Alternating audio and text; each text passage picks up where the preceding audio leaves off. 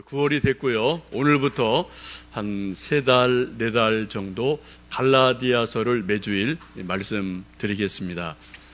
여러분 함께 갈라디아서를 여러분과 함께 말씀 나눌 수 있도록 귀한 기회 주셔서 하나님께 감사드리고 또 저 자신도 감사하고 여러분에게도 감사드립니다. 바라는 것은 이제 오늘부터 시작해서 한 서너 달 갈 것 같은데요. 약 12월까지 갈라디아서 말씀을 듣기 위해서 한 주일도 빠지지 마시고 계속 함께 주일 예배 동참해 주시기를 부탁드립니다.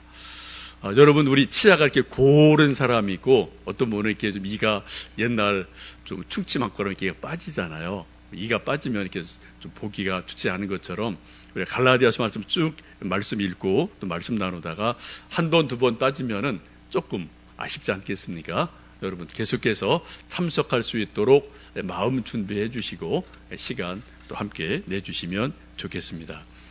오늘은 종교개혁 이제 500주년이 곧 10월 달에 오게 되는데 이것을 역으로 말씀드리면은 500년 전에 1517년 10월 마지막 날에 마틴 루터라는 분이 이제 종교개혁의 기치를 든 것이 있었습니다. 벌써 500년의 세월이 흘러갔습니다. 우리 한국에서 살고 있고 또 우리가 이처럼 예배를 드리고 있지만 알게 모르게 우리 모든 개신교에 속한 사람들은 루터 혹은 칼빈이라는 사람의 어떤 그 그늘, 그 큰 틀을 벗어날 수가 없는 그러한 신앙생활을 하고 있습니다. 약 500년 전에 마틴 루터가 로마서를 읽다가 개인적으로 하나님을 만나고 회심하는 경험을 하죠.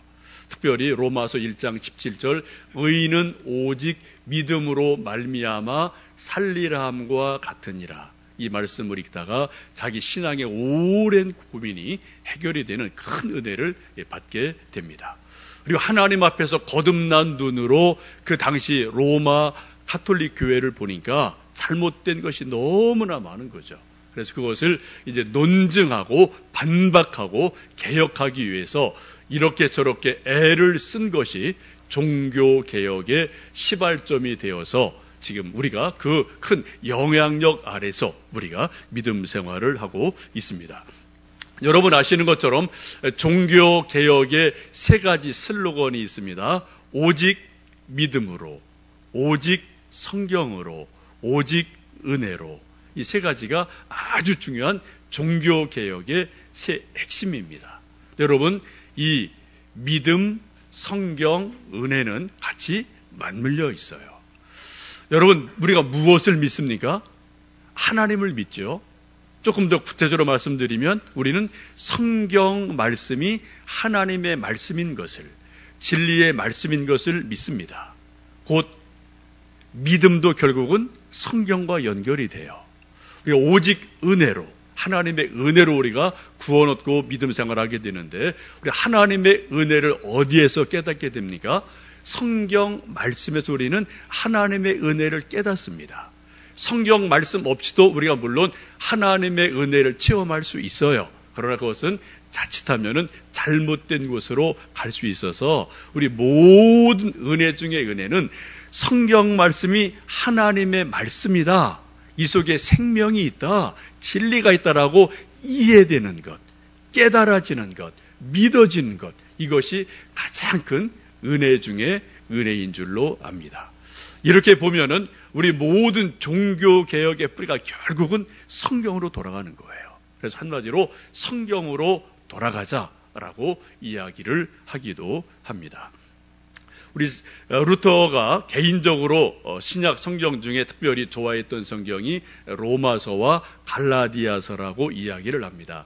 이 갈라디아서, 로마서는 주제가 거의 비슷하죠. 그리고 어떤 분들은 갈라디아서 일컬어서 작은 로마서라고 이야기하기도 하고 또 루터가 직접 말하기를 이 갈라디아서는 나의 편지다. 나의 아내와 같다라고 말할 정도로 아주 소중하게 여긴 성경이 갈라디아서이기도 합니다. 이제 시작하면서 여러분에게 갈라디아가 도대체 어디에 있나 한번 보여드리겠습니다. 지도를 보시면 저게 2000년 전에 사도 바울이 쭉 전도 여행을 1차, 2차, 3차 한 곳이죠. 이쪽 맨 끝에 예루살렘이 보이고요. 그 중간에 쭉 보시면은 이게 보라색으로 되어 있는 데가 갈라디아라는 지방입니다. 갈라디아는 한 도시가 아니라 큰 지역으로 보셔야 됩니다. 지금은 터키 중부 지역에 해당이 되는 곳이기도 합니다. 옛날에는 로마 제국 아래서 식민지의 한 속주로 한 도 같은 거죠. 그런 지역이 갈라디아라는 지역이 있고 그 도시에 안디옥, 더베, 이고니온, 루스드라 이런 성경에 나오는 여러 도시들이 저 갈라디아 지방에 이곳저곳 흩어져 있습니다. 쉽게 말씀드리면은 우리 한국의 중부권에 충청도가 있는데 충청도를 갈라디아라고 보시면 돼요. 그리고 충청도 안에 대전, 청주, 공주, 평택, 천안 이렇게 여러 도시들이 흩어져 있는 것으로 갈라디아라는 지방을 이해를 하시면 좋겠습니다. 이곳은 사도 바울께서 첫 번째, 두 번째, 세 번째 계속 전도 여행을 다닐 때 쭉 거기에 전도를 하셨던 그런 곳이고 그런 것이 사도행전에 보면 구체적으로 잘 기록이 되어 있습니다. 특별히 갈라디아 지방에서 사도 바울에게 잊지 못할 한 도시가 있다면 아마 루스드라가 아닌가 생각이 듭니다. 저기 루스드라 보이나 모르겠는데요. 그 루스드라를 첫 번째 전도 여행 때도 가고 두 번째도 가요. 거기서 운명적인 한 사람을 만나게 됩니다. 믿음의 아들로 부르는 디모데라는 사람을 루스드라에서 사도 바울이 만나서 제자로 삼고 그를 일컬어 내 아들이다 라고 말씀하는 곳이 저 갈라디아 지방의 루스드라라는 그런 지역이 있어요. 저도 오래전에 성지순례 갈 때 보통은 거기 안 가는 데인데 좀 일부러 제가 좀 코스를 잡아서 한번 가본 적이 있습니다. 여러분 지금 사도 바울이 첫 번째, 두 번째 선교 여행하고 복음을 전하고 나서 매번 갈 수 없으니까 좀 들려오는 소식이 갈라디아 지역의 여러 교회들이 이런저런 믿음이 좀 이상하다라는 소식을 듣게 되거든요. 그래서 직접 갈 수는 없으니까 부득이하게 편지를 써서 그들을 믿음에 바로 세워주고 또 하나님의 은혜 안에 세우도록 하는 것이 바로 이 갈라디아서임을 보실 수 있습니다.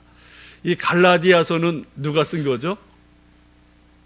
사도 바울이 쓴 것입니다. 13권의 성경 가운데 편지 가운데 하나이기도 하죠. 먼저 우리 2절 말씀을 함께 읽어보십니다. 함께 있는 모든 형제와 더불어 갈라디아 여러 교회들에게 내가 편지를 쓴다라고 인사를 쭉 하고 있습니다.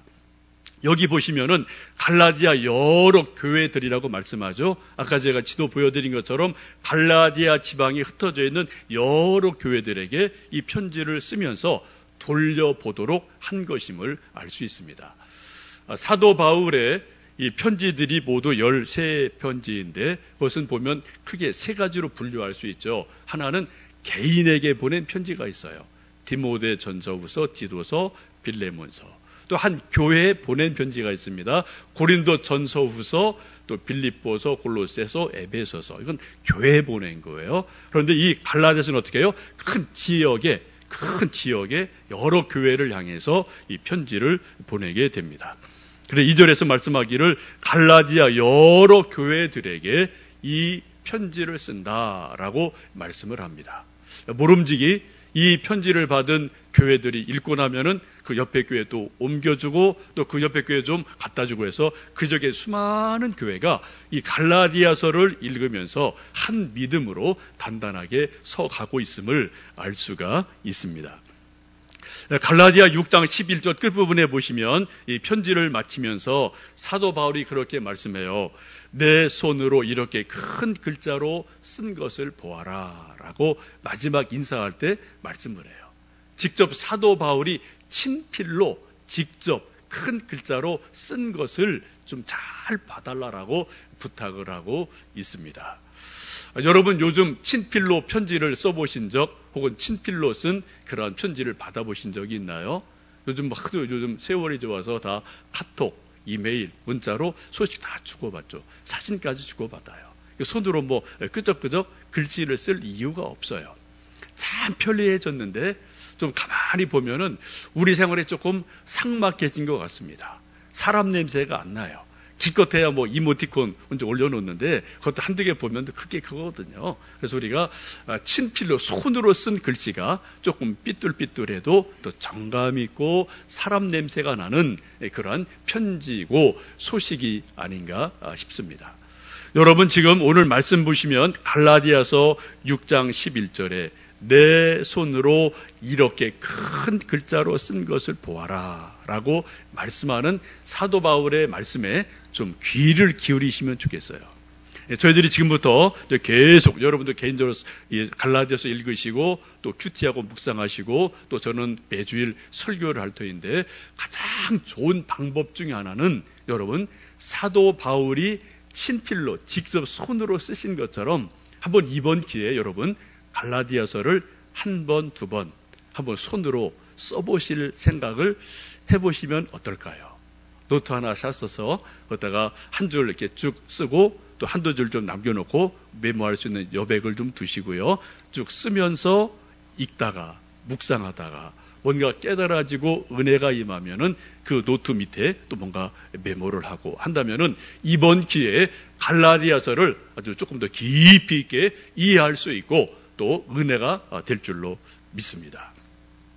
지금 사도 바울이 친필로 큰 글자로 이렇게 애를 써서 굳이 이 성경을 갈라디아서를 쓴 이유가 뭘까요? 뭔가 이유가 있단 말이죠. 그 이유를 크게 세 가지로 보시면 됩니다. 첫 번째는 사도 바울의 사도권을 옹호하고 스스로 변증하기 위한 거예요. 이 당시에 수많은 사람들이 이런저런 소문이 있는데 사도 바울 저 가짜야 저 가짜. 그런 말이 그 당시 쫙 소문이 돈 게 있거든요. 그래서 아니다 나는 진짜다라는 자기 사도권을 옹호하기 위해서 갈라디아서를 씁니다. 아주 중요하죠. 두 번째는 그 당시 자기가 복음을 전했던 갈라디아 지방에 자기가 전했던 복음이 아닌 진짜 복음이 아닌 가짜 복음, 변한 복음, 다른 복음, 이단적인 그러한 것들이 막 복음들이 돌아다니니까 그 소식을 듣고 그것은 잘못된 것이다라고 선을 거주고 진짜 복음을 다시 한번 붙들어 주기 위해서 이 서신서를 쓰게 됩니다. 여러분 저도 복음을 믿고요. 여러분 다 복음을 믿으셔요. 여러분 누군가 믿지 않는 친구가 여러분에게 좀 나도 복음에 관심이 있는데 복음이 뭐야? 좀 나 좀 설명을 해줘 라고 부탁한다면 여러분 한 10분 정도 복음은 이런 것, 이런 것, 이런 것입니다. 1, 2, 3, 4, 5, 6, 7 여러분 말씀하실 게 준비되어 있나요? 우리 적어도 못해부터 믿은 분은 10년, 30년, 50년, 60년 믿었습니다. 복음을 궁금해하는 누구에게 복음이란 것은 이런 겁니다라고 여러분 선뜻 명쾌하게 설명할 수 있는 게 있으신가요? 만약 그게 없다면 우리가 믿기는데 뭔가 희미한 거예요. 뭔가 좀 희미한 거거든요. 이번 기회에 갈라디아서를 읽으시면서 함께 묵상하면서 복음이라는 것이 이거구나라고 그 맥을 핵심을 딱 함께 잡으실 수 있는 그런 기회가 되셨으면 좋겠습니다. 바로 그것 때문에 사도 바울이 갈라디아서를 쓴 거거든요. 세 번째는 이제 끝부분에 가면은 복음을 믿는 사람들의 삶이 어떠해야 되느냐. 예수님 믿고 복음 믿었다고 말하는데 구원받았다고 말하는데 구원받은 사람이 어떻게 살아가야 되느냐라는 삶에 대해서 이야기합니다. 그것을 한마디로 말씀드리면 성령 충만한 삶이에요. 그래서 끝부분에 5장, 6장 가시면은 성령에 대해서 말씀을 하고 있고 이렇게 저렇게 살아가는 것이 복음의 사랑으로 마땅하다라는 것을 힘있게 강조하고 있습니다. 먼저 오늘은 서론적인 말씀으로 1장 1절을 보시는데 우리 한번 1절 말씀 다시 한번 읽어보십니다. 사람들에게서 난 것도 아니요 사람으로 말미암은 것도 아니요 오직 예수 그리스도와 그를 죽은 자 가운데서 살리신 하나님 아버지로 말미암아 사도된 바울은. 지금 편지를 쓰는데 조금 서론이 길죠. 이거저거 말이 많이 붙어 있어요.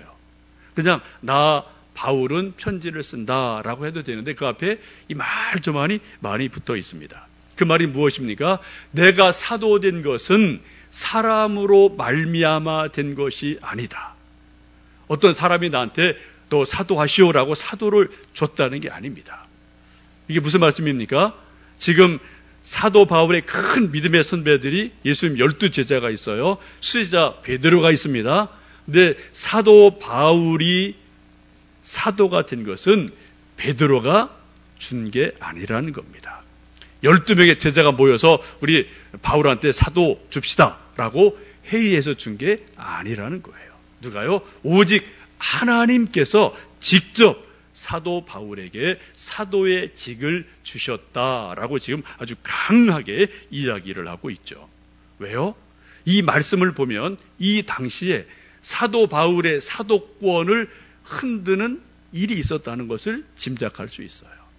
늘 사도 바울에게 따라다니는 불편한 꼬리표가 하나 있었습니다.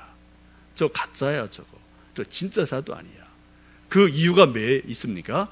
사도행전 7장을 보시면은 스데반의 순교 사건이 나옵니다. 근데 스데반이 돌 맞아 죽게 되는데 그때 이것을 가장 먼저 앞장선 사람이 누굽니까? 청년 사울이거든요. 사도행전 7장을 보시면 스데반에게 돌을 던지는 사람들이 자기 겉옷을 벗어서 청년 사울 앞에 발 앞에 자기 옷을 두었다고 그래요. 이 의미가 무엇입니까?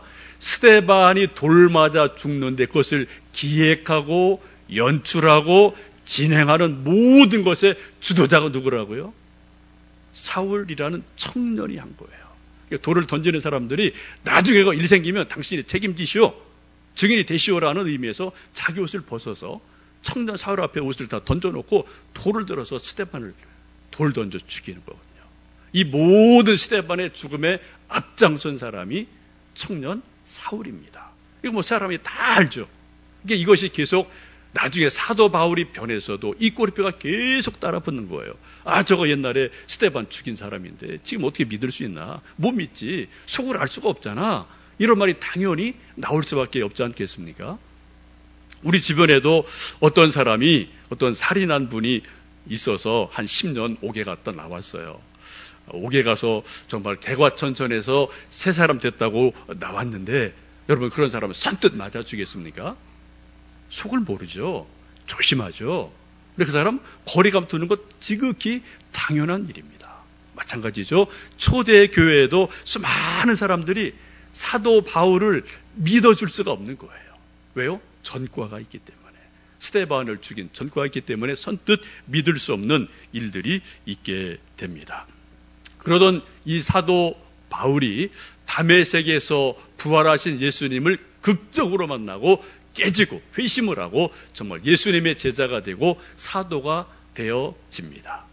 이 사도가 된 것을 사도 바울이 갈라디아서 2장 8절에 다음에 보실 말씀인데 그렇게 고백합니다.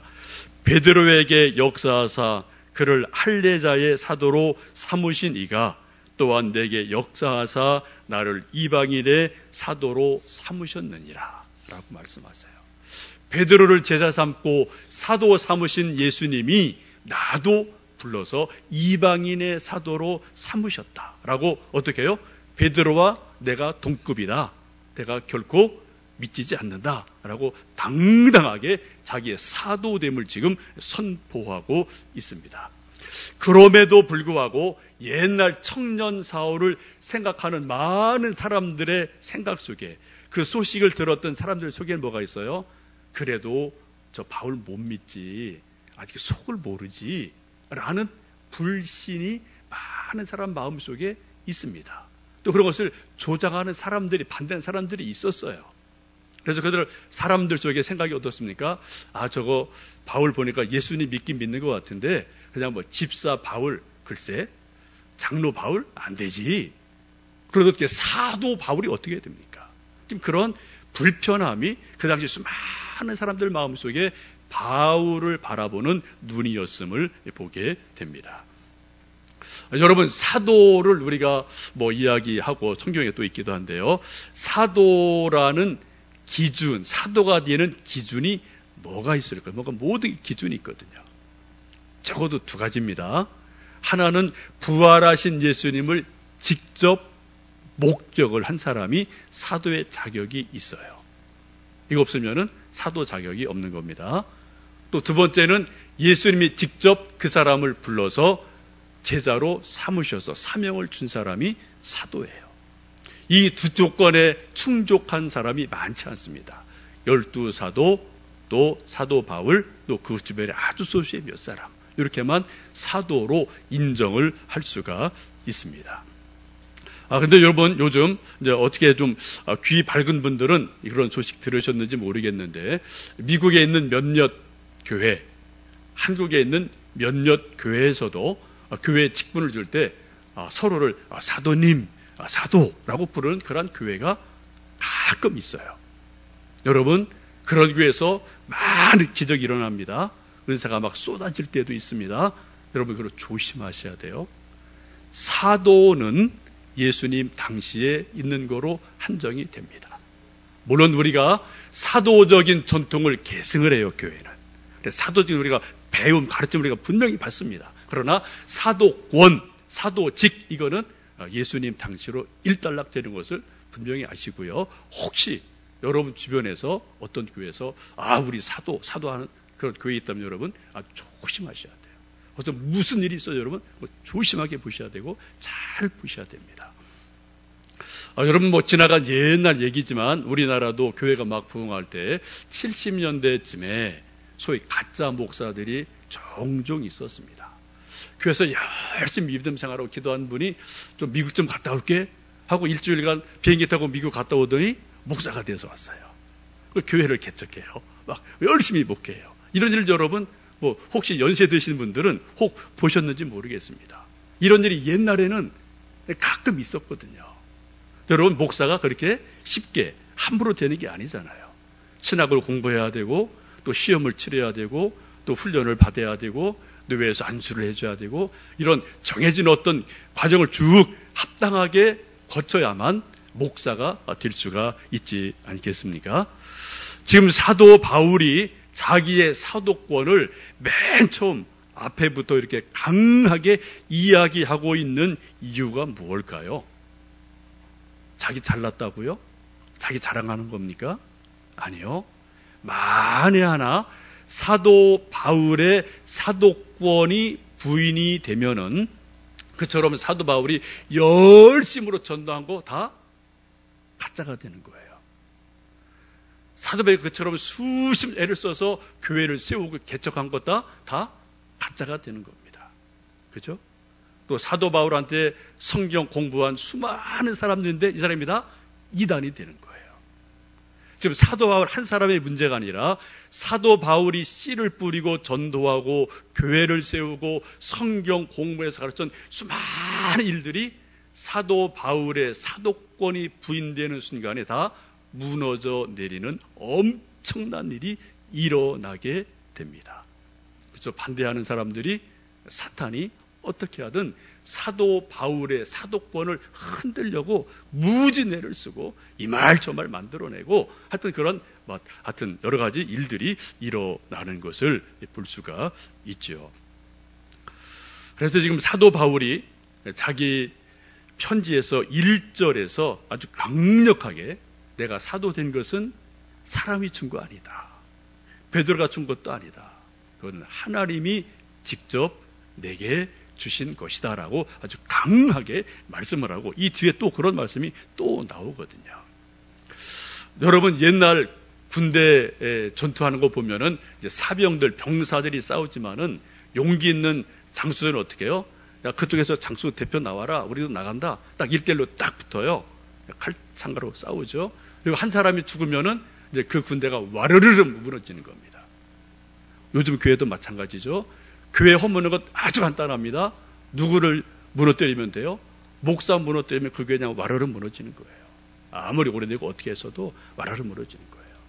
지금 사도 바울이 자기의 사도권을 그렇게 강조하는 이유는, 영적 권위를 강조하는 이유는 하나님이 사도 바울을 통해서 일하신 것들이 하나님의 일임을 증거하기 위해서는 사도 바울이 서야 되거든요. 여러분, 영적 권위가 분명히 있습니다. 교회도 영적 권위가 있습니다. 담임 목사를 통해서 또한 여러 직분들을 통해서 우리에게 영적 질서를 주시거든요. 여러분, 요즘도 교회 무너지는 거 아주 손쉬워요. 담임 목사, 이런저런 불미스러운 일, 이런저런 무슨 사건, 사고, 치면 그냥 교회 그냥 내부적으로 와르르 무너지는 거죠. 아주 간단한 거예요.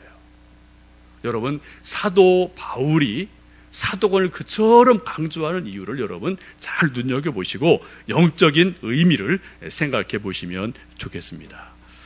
이 사도 바울이 자기의 사도권을 강하게 이야기하고 나서 3절에 보면은 이제 비로소 갈라디아 교회에 하나님의 은혜를 구하는 말씀을 합니다. 우리 3절 말씀 함께 읽어보십니다. 우리 하나님 아버지와 주 예수 그리스도로부터 은혜와 평강이 있기를 원하노라 라고 말씀합니다. 여러분, 사도 바울이 그처럼 많은 사람에게 복음을 전하고 교회를 세우고 편지를 쓰고 설교했던 이유, 궁극적인 이유가 있다면 무엇일까요? 제가 매주일 하여튼 부족하지만 애를 써서 설교하고 성경 공부를 하고 하는 이유가 있다면 무엇일까요? 그 궁극적인 이유가 뭘까요? 그것을 오늘 3절에서는 그리스도 예수의 은혜와 평강이 있기를 원한다라고 말씀을 하십니다. 제가 설교하는 이유도, 성경 읽는 이유도, 예수님 믿는 이유도 한마디로 뭐예요? 하나님의 은혜와 평강을 알고 맛보기 위해서 우리가 모든 신앙생활을 하고 있습니다. 하나님의 은혜와 평강은 동전의 양면입니다. 이거 같이 가는 거예요.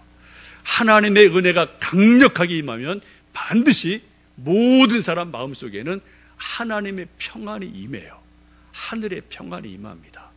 이 세상에서 돈 때문에 오는 잠깐의 평안, 권력 때문에 오는 잠깐의 평안, 어떤 인기 때문에 오는 잠깐의 평안이 아닙니다. 다 지나가는 거예요. 그런 것이 아니라 정말 하늘의 하나님이 주시는 하늘의 평안함이 하나님의 은혜를 받은 사람에게 있거든요. 여러분, 요즘 가을을 살면서 여러분 마음속에 내 마음속에 하나님의 은혜가 있구나, 그런 느낌이 있으신가요? 아니면 반대로 하나님의 은혜가 어디 계신가? 하나님의 은혜 맛본 게 내가 언제지라고 여러분 하나님의 은혜가 저만큼 혹 떨어져 있지는 않습니까? 여러분, 지금 사도 바울이 이 편지를 쓰면서 이 갈라디아 지방의 수많은 사람들에게 하나님의 은혜가 있기를 원한다, 그리고 하나님의 평강이 있기를 원한다라고 말씀을 합니다.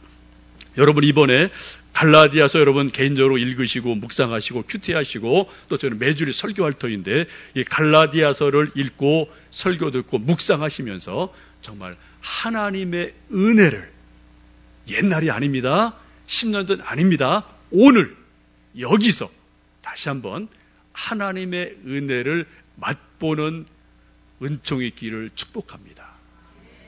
하나님 은혜가 우리에게 임하면 우리 영혼이 평안이 있어요. 세상 두려움 없습니다. 세상 겁나지 않습니다. 사람 겁나지 않습니다. 그렇다고 여러분 매너 없이 살라는 게 아니에요. 세상의 것 때문에 두려워하지 않는다는 거예요. 왜요? 하나님의 평안이 임하니까. 이것이 바로 하나님의 은혜인 줄로 믿습니다. 이 시간 우리 잠깐 우리 찬송가 중에 이제 피아노 반주만 좀 해주셔도 될 것 같고요. 우리 412장의 2절 한 번만 좀 불러보시면 좋겠어요. 이 가사를 좀 보시면서 하나님의 은혜, 평안을 말하는 거거든요.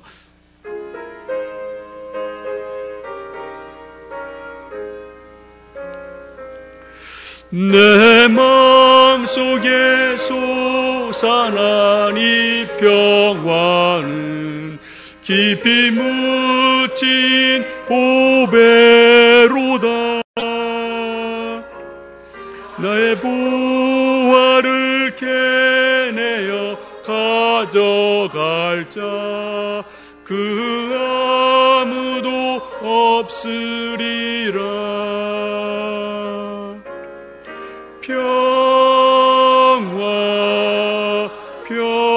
평화로다.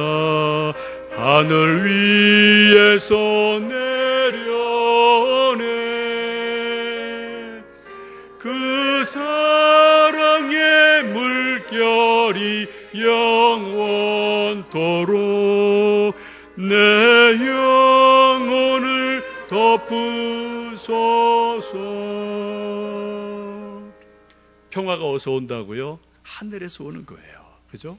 우리 하나님의 은혜가 임하면 동시에 우리에게 하늘로부터 주시는 하늘의 평안함이 임하게 될 줄로 믿습니다. 여러분, 복음을 알면 우리 마음에 평안함이 임합니다.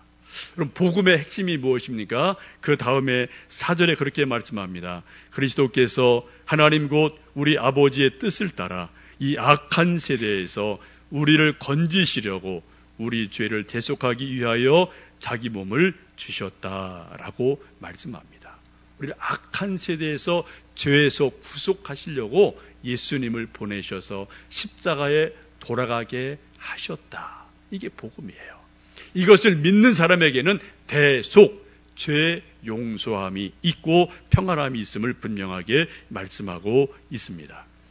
종교개혁자 칼빈이 그런 말을 하는 것이 있습니다. 이 세상의 모든 사람 마음 깊은 곳에는 지옥에 대한 두려움이 있다. 사람들이 회개하는 이유가 왜냐?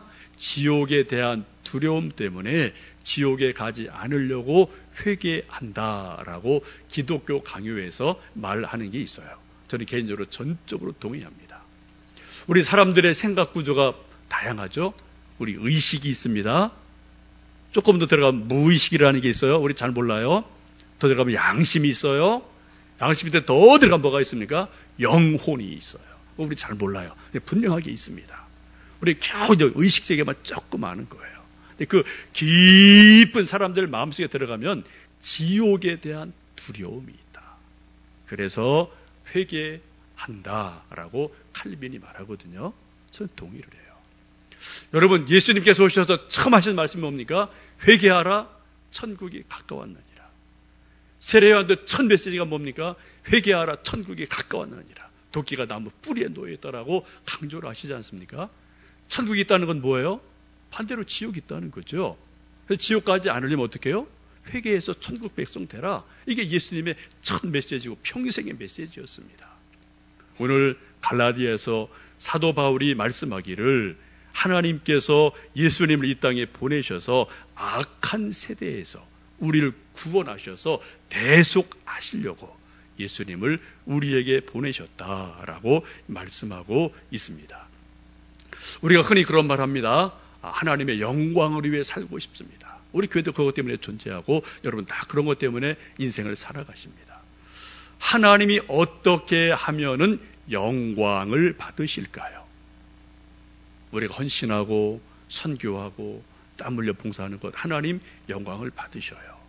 근데 하나님 영광 받으시는 가장 중요하고 근본적인 것은 하나님이 하신 일을 알고 인정해 드리는 거예요. 그걸 존중해 드리는 겁니다.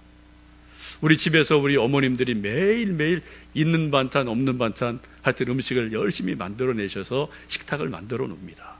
그때 철없는 애들이 밥 먹으면서 이거 짜다, 이거 맛없어, 이거 또 재탕이네 뭐 말하거든요. 그때 엄마의 마음이 어떻습니까? 불편하고 화가 나고 답답하죠.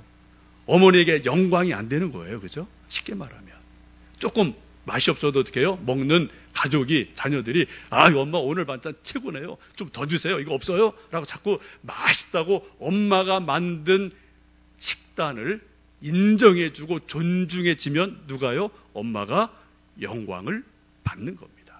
똑같아요. 하나님 하신 것을 우리가 인정해드리고 존중해드리면 하나님이 영광을 받으셔요. 그 첫 번째가 뭡니까?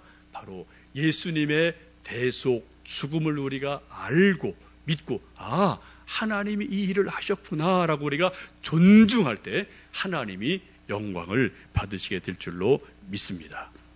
오늘 갈라디아서 첫 시간 말씀을 드리면서 여러분 하나님의 은혜를 구하셨으면 좋겠어요. 저도 지금 엄청 목말라요. 하나님 제게 좀 은혜를 주세요. 제가 없다는 거 아니에요. 그러나 더 은혜를 제게 좀 주십시오 라고 매일매일 저도 기도합니다. 여러분 갈라디아서를 개인적으로 읽으시고 큐티하시고 또 말씀 묵상하시면서 하나님의 은혜를 좀 맛보시고요. 하나님의 하늘의 평안을 맛보시고요. 이게 복음이구나. 하나님 정말 이렇게 역사하시는구나. 그런 간증들이 개인적으로 우리 교회 안에, 여러분 일덕 또한 가정 안에 넘치시기를 주님의 이름으로 축복합니다.